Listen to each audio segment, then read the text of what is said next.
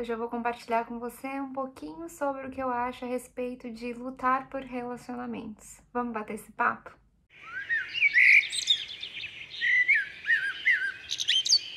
Já vou começar esse vídeo dizendo para vocês que a minha resposta para essa pergunta, na grande maioria das vezes, é não. Ao longo desse vídeo, porém, eu vou te explicar quais são os meus critérios e contextos para dizer isso, e aí você vai poder entender melhor e adaptar para a sua realidade. Esse vídeo, no entanto, ele se aplica mais para relacionamentos antes do casamento. Porém, se vários desses critérios se encaixarem também para você, eu recomendo que, se vocês já tiverem tido uma conversa aberta e honesta a respeito do assunto, que talvez vocês procurem terapia de casal. E se ainda assim as coisas não progredirem, então aí talvez você possa reavaliar essa relação, porém junto com seu parceiro. Já parou para se perguntar o que significa lutar? Segundo o dicionário, lutar significa enfrentar em corpo a corpo um adversário visando obter vitória. Outro significado: bater-se com ou sem armas, brigar, combater, pelejar, pujar. E no sentido figurado, esforçar-se por vencer um obstáculo, por atingir um fim. Por exemplo, lutar contra a tempestade, lutar por uma posição. Combater. No entanto, olha só que interessante, mesmo no sentido figurado, o termo combater se mantém como um sinônimo aqui de lutar. E por que eu tô te dizendo isso? Porque quando eu escuto esse tipo de termo, de, por exemplo, lutar por um relacionamento, para mim fica implícito que você ou uma das partes está fazendo algo sozinho. O que quando se trata de relacionamentos, no entanto, o trabalho e o comprometimento sempre deve vir de duas pessoas. É claro, gente, que há circunstâncias e circunstâncias. Porém, preste atenção nesse termo que eu acabei de dizer, circunstâncias, nas quais, por exemplo, uma das partes vai dar 80% e a outra vai dar 20%. Isso é normal, isso vai depender do contexto, do que está acontecendo na vida de cada um e na vida de vocês enquanto casal. Isso pode ter a ver com questões pessoais que uma das partes está lidando ou até mesmo questões externas. E aí pode envolver coisas das mais variadas escalas. Desde uma gripe ou um resfriado que vai passar em uns dias, até mesmo a doença grave ou uma doença grave e crônica. É claro que isso aí vai direta ou indiretamente afetar o quanto que um é capaz de dar na relação ou não. E aí muitas vezes o outro vai ter que meio que compensar, por assim dizer, colocar o trabalho extra. No entanto, lembra do que eu falei no começo, se isso são as circunstâncias. E a chave aqui é o seguinte: pergunta aí se no seu contexto isso que está acontecendo é algo circunstancial, por exemplo, uma doença, um desemprego, um luto, entre outras coisas, ou se é algo substancial, que quer dizer, essa pessoa não está comprometida no mesmo nível que você. Ou há um desequilíbrio, você está sempre investindo mais na relação do que a outra pessoa. Vale lembrar, gente, que isso não é certo e errado, mas é a minha interpretação quando eu escuto esse tipo de coisa. E na minha experiência, na grande maioria das vezes, quando as pessoas falam em lutar pelo relacionamento, e até na minha experiência própria, está implícito que há um desequilíbrio. Se ambos estão comprometidos e cientes que há coisas a serem melhoradas, isso é totalmente normal em uma relação.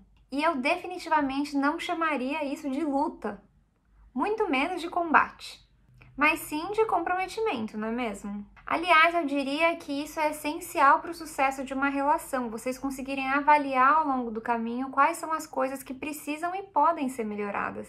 E elas, na realidade, indicam maturidade e humildade. Humildade para reconhecer que as coisas não são perfeitas e que podem melhorar. Porém, eu quero destacar mais uma vez que o termo luta, no entanto, ele sempre remete a esse desequilíbrio implícito. Indica que uma das partes está tendo que fazer algo que não lhe cabe, convencer o outro, conquistar e assim por diante, combater. E aqui que entra o perigo da coisa, porque é muito comum que pessoas nessas situações elas entrem no que a gente chama de modo barganha, por assim dizer. Então ela percebe que tem algo na relação que não está caminhando muito bem, por exemplo, e aí ela começa a se dedicar ainda mais do que ela já se dedicava anteriormente naquele relacionamento. Que a pessoa faz isso na esperança de que em algum momento o outro vai reconhecer ou que o outro vai ver que você é muito precioso, muito importante, ou vai ficar com medo de te perder e vai começar a te devolver com mais equilíbrio e reestabelecer as trocas da relação. No entanto, a verdade difícil aqui é de que se essa pessoa não reconhecia o que você faz pelo relacionamento e pelos dois antes, muito provavelmente, eu diria até quase sempre, ela não vai passar a reconhecer agora. Muito pelo contrário, ela vai continuar tomando. Mas não significa que ela vai fazer e retribuir e trocar.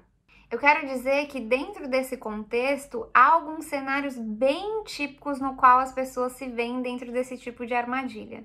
Eu diria que traição é uma delas, mas eu não quero entrar muito no mérito desse assunto hoje. Mas um outro contexto que é bem comum também é quando uma das partes, por exemplo, diz que quer terminar o relacionamento. E aí, talvez você, não querendo terminar essa relação, entre numa disputa aí de querer convencer o outro de que ele deveria continuar com você.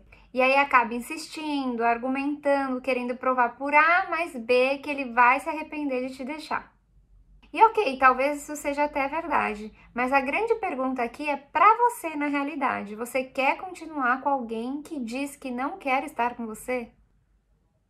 É uma pessoa que não vai estar disposta para ter uma troca equilibrada com você, mesmo que momentaneamente ela decida ficar por mais um tempo ao seu lado. Não faz parte do seu trabalho convencer por que o outro deveria estar com você, muito menos convencer o outro do que você merece ou não. Um relacionamento no qual o outro já expressou que não quer estar mais com você, por si só, não é bom o suficiente. Não importa quais outras qualidades possam ter. E você querer convencer e se manter nessa situação, até numa posição de aceitar migalhas ou ficar implorando para receber algo desse outro, faz com que esse relacionamento se torne extremamente indigno. E aqui eu quero destacar: queira estar com pessoas que querem estar com você. Isso vale para qualquer relação pessoal, não só de relação amorosa, inclusive amizades e familiares.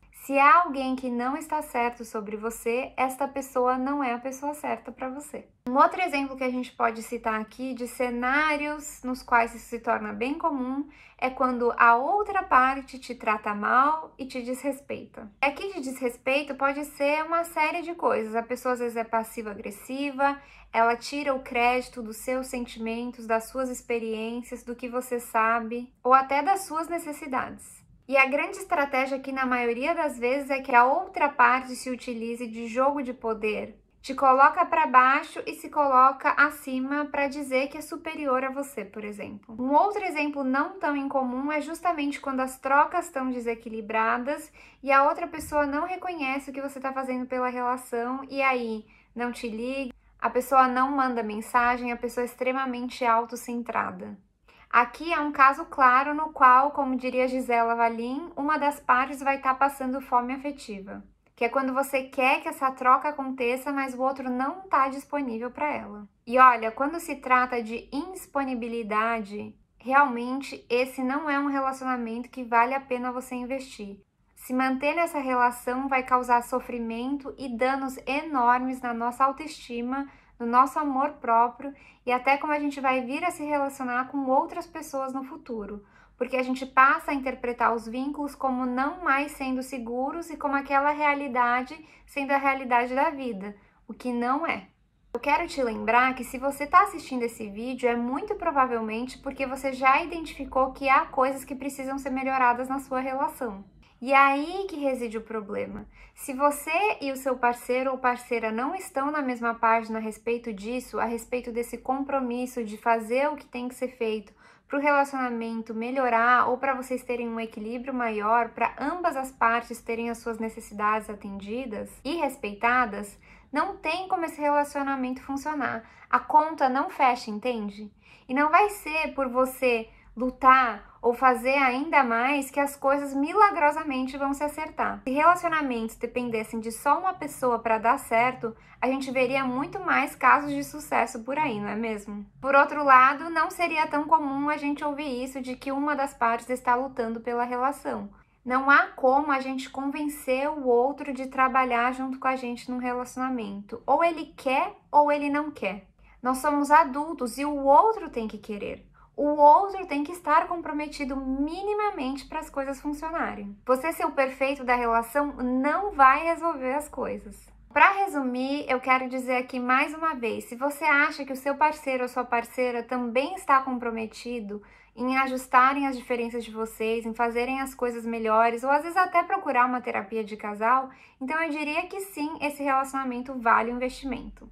E note, não estou chamando isso de que esse relacionamento vale a pena ser lutado por. Por outro lado, se você sente ou observa que você está fazendo todo o trabalho duro da relação, enquanto da outra parte você não observa o mesmo comprometimento, aí eu diria que não. E aí eu diria que essa segunda possibilidade se enquadra perfeitamente dentro desse contexto de lutar por um relacionamento, no qual há um desequilíbrio a priori.